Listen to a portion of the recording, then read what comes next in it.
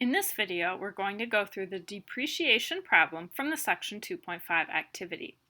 When we talked about depreciation earlier, we talked about straight line depreciation, where the piece of equipment was losing the same amount of value each year. Another way that an item could depreciate, especially with things like cars, is that they lose more value at the beginning, and then as time goes on, the losses level off. So here we have a hybrid sedan purchased in the year 2000, and the table gives the market value of the sedan in dollars some years after it's purchased. So you can see that between 2001 and 2002, the sedan lost over $3,000 in value. But from 2005 to 2006, it lost less than $1,000 in value. So it loses more value at the beginning, and then the losses kind of level off. So we're going to plot these points on the Desmos graphing calculator. So I already have that done here. Note that when you're adding the X column, you want to make it the number of years since 2000. So instead of putting 2001, 2002, 2003, I'm going to put 1, 2, 3, etc. So my graph is going to look like this. Notice that X column I have not the year itself, but the number of years after 2000. And then I have the value in the Y column, and here are my points. So that's my graph for my points. Now I'm going to find the equation. So this is going to find what's called an exponential equation. Exponential equation means that the variable is the exponent, or the x is the exponent.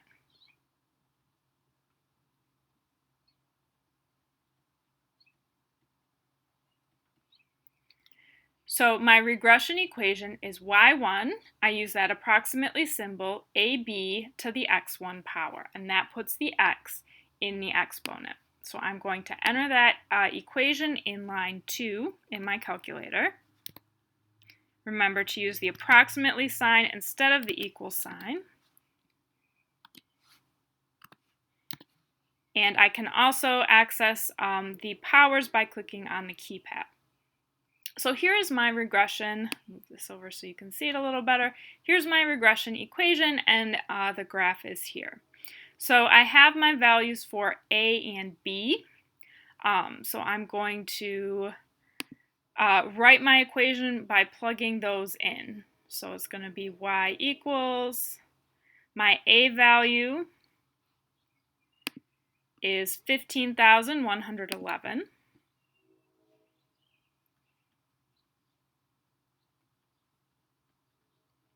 And then that's going to be multiplied by my B value, which is to 4 decimal places 0.8126.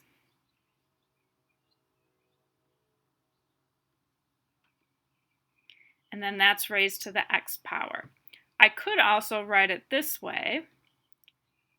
Instead of using the parentheses, I could use a multiplication symbol here, either a dot or an x, and then a times b to the x power.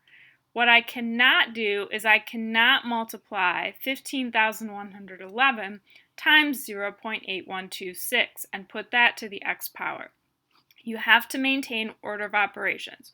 Order of operations states that exponents needs to be done before multiplying. So I need to raise 0.8126 to whatever this power is before I multiply by the 15,000. If I don't know what that power is, if it's a variable, then I'm stuck there. I can't do anything else. So if you try to multiply those two together, you're going to get a different equation with different values. So my next question here is asking me to paste the link or image of my graph, so you can do that on your own. Question 3 is asking, what does the graph look like? So there's a couple things that you might think about what this graph looks like. I'll bring it back up here so you can see it. You might say that it looks like a J, or that it looks like a backwards L. You might say that it looks like a slide. You might say that it looks like something that is decreasing. So it's going down, it's decreasing, but then it kind of levels off here. You could say that it is sharp curve on the left side and then flatter on the right side, anything like that. This is kind of an opinion question, whatever you think it looks like. So I'll say that it rises on the left and flat on the right. And then question 4 says to use your equation to find the value of the car in 2010. So I'm going to use my equation up here. I'll switch back to my drawing tablet. So I'm plugging in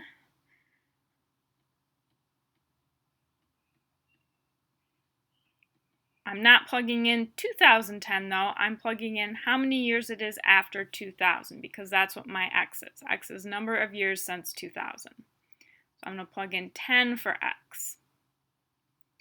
I know that 2010 was 10 years after 2000, or I could take whatever year I have here and subtract the year 2000 to figure out what I should plug in for x. So this is 2010 minus 2000. Sometimes the starting year is not quite so friendly to work with. So I can always do that instead. So I'm going to write y equals 15,111 times 0.8126 raised to the 10th power. And then I'm going to plug that into my calculator here. If you're using the Desmos calculator, the calculator will do the order of operations correctly for you. If not, then you need to make sure that you are doing 0.8126 to the 10th power and then multiplying that by 15,111. So I get a value of $1,896.97. So that's going to be my answer here.